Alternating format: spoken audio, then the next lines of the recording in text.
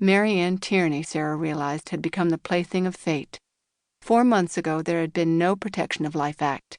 2 weeks ago, given the stage of this pregnancy, another doctor might have questioned fetal viability. Now Mary Ann was captive to cross-currents she neither controlled nor understood, and Sarah shrank from adding to them. But Mary Ann had come here, however late, and was entitled to know what chance for her remained. "There's one thing left," Sarah told her. "It's not clear that this law is valid." The remark seemed slow to register. Sarah waited until Mary Ann gazed up again, looking so young that Sarah, though pained for her, felt it as a burden. "Under Roe v. Wade," she began, "women have the constitutional right to an abortion. But after the fetus is viable, which your own doctor says it is, Congress can ban abortion unless it's necessary to protect the mother's life or health.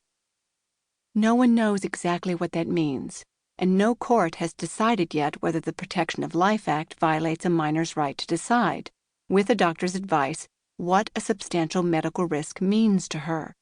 Sarah paused, reluctant, then told her the rest. "If the court finds it unconstitutional, there's no law in California to stop you from deciding for yourself." Fingers tented, Mary Ann stared at the floor as though trying to absorb this. "It's only fair to tell you," Sarah ventured, "just how hard that would be." Mary Ann swallowed. "You mean my parents?" "You may have to face them, in and out of court. At this point, there's no way to conceal an abortion." Sarah's voice was firm. "That's just the beginning. Your lawyer would file the case under a pseudonym to try and protect your privacy. But if word gets out, the media will be all over it. The same people you saw outside would be picketing the courthouse. The pro-choice activists might try to use you as their poster girl. Because you'd be attacking an act of Congress, the Justice Department will be obligated to oppose you. And because most people believe without much thought that parental consent is good and late-term abortion is inhumane, the political pressure surrounding a challenge to the law could be enormous." Tears sprang to the girl's eyes again. Sarah forced herself to continue. "Most of all, I worry about you. The weeks you'd spend fighting this law would feel too long and too short. Too short because there's not that much time until you have the baby. Too long because every day could tear your family apart." Arms folded, Mary Ann began rocking back and forth, as though her pain were physical. Without much hope, Sarah ventured, "You only need one parent. Is there any way to change your mother's mind?" Mary Ann shook her head.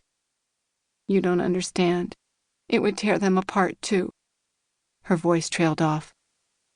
"Would your doctor help?" Sarah asked. "No." The words were muffled. "He's my parents' friend.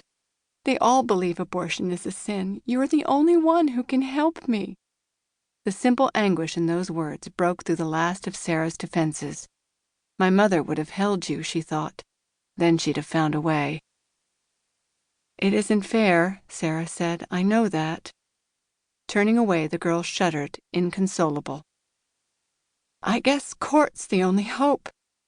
Sarah drew a breath. "It would be a big case, Mary Ann. I'm just an associate. I can't take any case, let alone for free, without asking the partner's permission." The girl looked up at her. "Then ask them. Please." Abruptly, Sarah realized how many of her cautions for Mary Ann also applied to herself, and as quickly felt a defiant surge of the ego and independence, which, in a conservative and hierarchical law firm, she often struggled to suppress. "At least," Sarah temporized, "I can make some calls, maybe find someone else." The girl's face closed as if at a betrayal. Whatever. She was on the edge, Sarah told herself, and she was 15. By definition, even before this trauma, unstable, uncertain, untrustworthy, and self-involved, as Sarah remembered all too well. "Mary Ann," she said succinctly, "we're talking about a lawsuit which could end up in the United States Supreme Court. Whatever doesn't get it." Chastened, the girl touched her eyes. "I'm sorry." Now Sarah, too, felt helpless. At length she said, "Tell me how I can reach you." Despairingly, the girl shook her head. "You can't. After I got pregnant, my mother took the phone out of my room." God, Sarah thought. Slowly she absorbed the full weight of this girl's youth and isolation, and the responsibility this could impose on Sarah. I'm not saying I'll be your lawyer, but you can call me tomorrow, all right? From school." Marianne faced her, tears welling again, as much, Sarah guessed, from exhaustion as from hope. Sarah wondered what would happen if she turned this girl away.